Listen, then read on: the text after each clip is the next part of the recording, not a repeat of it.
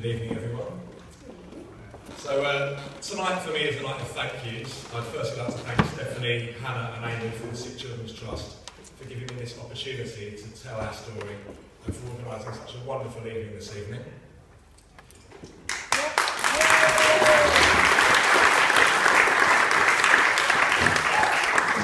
I'm glad the pictures came up, because when I look at this collage of pictures you can see on the screen here, thank you are the words that come to mind.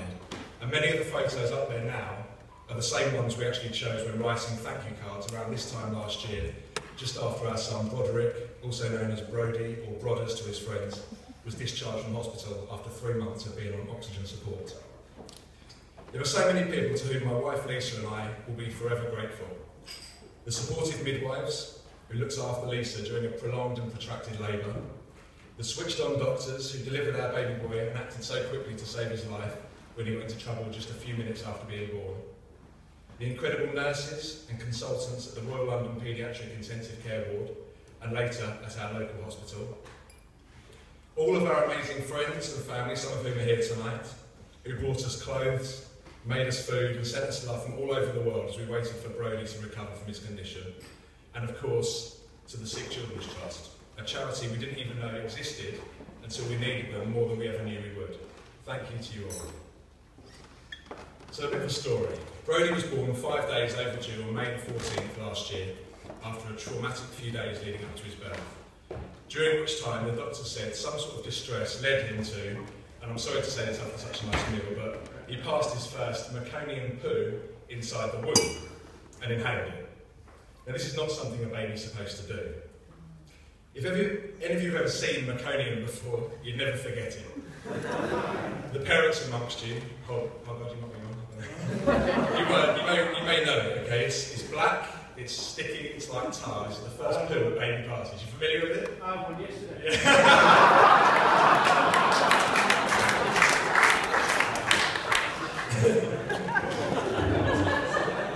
You'll know it all too well. And if passed in the womb, it mixes with the fluid, so babies with meconium aspiration syndrome, it gets into their airways, it's inhaled deep into the nooks and crannies of their lungs, and it makes it impossible for them to breathe. It's also highly toxic, so it can cause inflammation and infection. So when this happened to Brody, it meant that we needed to be put on a he needed to be put on a ventilator immediately after being delivered. We were separated from him straight away and feared the worst. And this was on a Thursday night, much like tonight, around this sort of time. We spent the next couple of days, inner days, just shocked it had happened and devastated we couldn't hold him, cuddle him, Lisa couldn't feed him, we couldn't do all the normal stuff you expect to be able to do as first-time parents in the first few days. I know particularly that Lisa feared so much that the bond between mother and baby would not occur. If you saw them together now, you would know that instantly they had the most incredibly strong connection.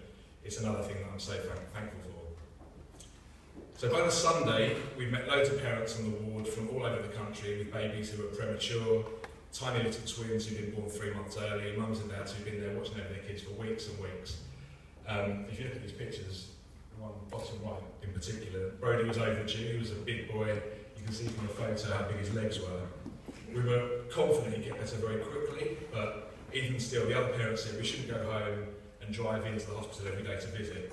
I met a guy called Sakib from Huddersfield who told us about this house, Stevenson House, which was a charity for parents of sick children, and it was just around the corner from the hospital. His wife had come down from Huddersfield with him on a shopping trip to London and given birth to their son in Westfield in Stratford at 24 weeks. So they've been through quite a lot as well.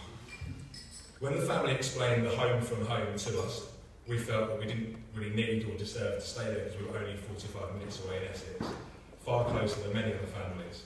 But they encouraged us to speak to the house manager, Alan Booth, so we did. Alan was brilliant. He's not here tonight, but we remain friends to this day, and me and him still catch up for a coffee every now and again. Alan said it doesn't matter whether we live 45 minutes away or 4 hours away. The idea of the Sick Children's Trust is that it's there to support families with seriously ill children. So we moved in, expecting to be there a week or so, and we ended up staying for a month. Brody didn't make much progress in the first fortnight, and we dreaded the worst. He was unconscious throughout and heavily sedated on morphine, so it was a waiting game. Lisa was extremely upset and worried that she'd missed that crucial early mother and child bonding, the physical touch, the breastfeeding, and everything else you'd expect to do as a first-time mum. she feared that when and if Brodie got better, he would reject her. And Stevenson House makes sure that mothers, in particular, who feel that they're missing out on that first-time bond with their baby, are able to bond with their new baby as much as possible. And because we had this home from home, it meant that we could be with Brodie anytime we wanted to. We could read him bedtime stories, visit him at all hours, and take every step of his recovery with him. Rather than wait on plastic chairs outside the ward while the doctors did their daily rounds, we could pop back to the house, make some food in the kitchen, have a shower, have a lie down on the bed. It was just what the families there needed.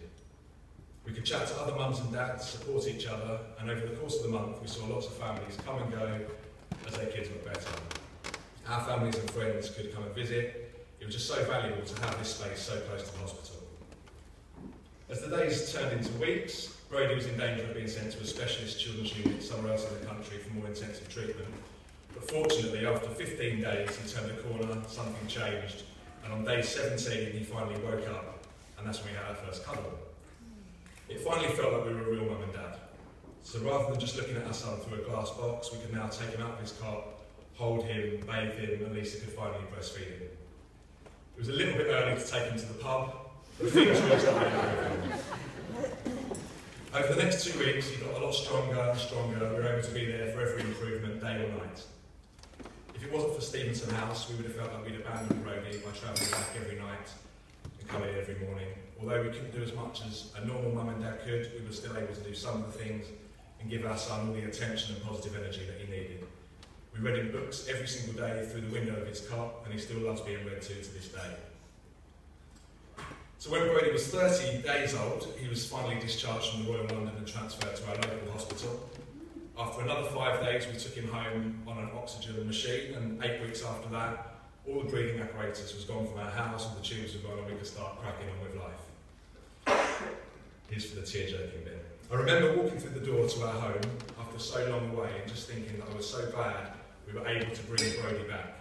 I couldn't imagine what it would have been like walking into our house, which was all set up for his arrival, for him never to be carried through the door. But Broderick did come home, and now at over 16 months old, he's running around. You can see the pictures again. He's incredibly happy, he's got the loveliest smile, and the bond that Lisa was worrying about is the strongest. And we believe that because we stayed at Stevenson House, we could be by his bedside the whole time throughout it all. So thank you again to the Sick Children's Trust, and thank you guys all for bidding hard and supporting them too. Thanks.